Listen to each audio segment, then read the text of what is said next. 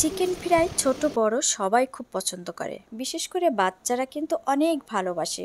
সেটা যদি ঘরোয়াভাবে তৈরি করা যায় স্বাস্থ্যসম্মত, তাহলে কিন্তু মন্দ না। এখানে আমি প্রায় 300 গ্রামের মতো মুরগির বুকের অংশ এভাবে লম্বা করে কেটে নিয়েছি। কিভাবে কেটে নিয়েছি একটা কাঁটা চামচের সাহায্যে আপনাদেরকে দেখিয়ে দিচ্ছি। মাংসগুলা ভালোভাবে ধুয়ে পিস পিস করে কেটে খুব ভালোভাবে পানিটা ঝরিয়ে নিতে হবে। এখন এখানে দিয়ে দিচ্ছি একটা ডিম,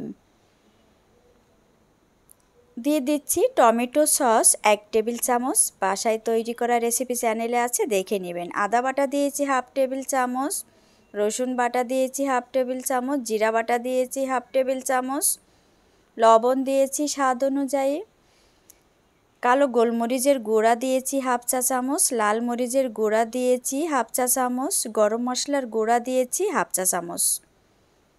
এখন মাংসটা খুব ভালোভাবে একটু ম্যারিনেট করে নিতে হবে।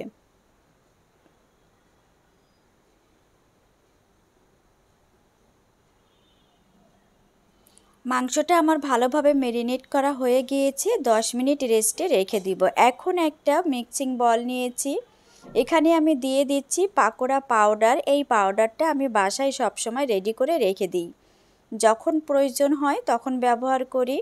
রেসিপি আমার চ্যানেলে আছে, আপনারা দেখে নেবেন। কিছু কিছু উপকরণ যদি এভাবে আগে থেকে রেডি করে রেখে দেন, তাহলে যে কোনো রেসিপি তৈরি করতে কিন্তু অনেক সহজ হয়ে যায়। এখন শুকনো উপকরণে এভাবে চেপে চেপে একটু মাখিয়ে নিয়ে একটু ঝাড়া দিলে এইরকম হয়ে যাবে। একে একে সবগুলা বানিয়ে নিয়ে চুলার উপরে আগে থেকে প্যান বসিয়ে তেল দিয়ে মিডিয়াম আঁচে তেলটা গরম করে নিয়েছিলাম। আর তেলটা অবশ্যই একটা ছড়ানো প্যানে দিতে হবে। এখন মিডিয়াম টু লো হিটে মাংসটা আমি আমার পছন্দ মতো কালার করে ভেজে নিচ্ছি। একটু লো হিটে লাস্টে ভেজে নিতে হবে, যাতে অনেক ক্রিস্পি হয়। ক্রিস্পি না হলে কিন্তু খেতে মজা হবে না, বাচ্চারাও খেতে ভালোবাসবে না। অনেক মচমচা হয়েছে, এখন আমি এটা উঠিয়ে নিব। দেখতে কত ইয়ামি হয়েছে নিশ্চয়ই দেখে বুঝতে পারছেন। লাল মরিচের গুঁড়া আর টমেটো সস যদি ঘরে তৈরি করা ব্যবহার করেন, তাহলে এইরকম একটা মার্ভেলাস কালার চলে আসবে। রেসিপি আমার চ্যানেলে আছে, আপনারা দেখে নেবেন। খুব সহজেই লাল মরিচের গুঁড়াটা ঘরে তৈরি করা যায়। যে কোনো মাংস বা তরকারিতে রান্না করলে খুব দারুণ একটা কালার চলে আসে।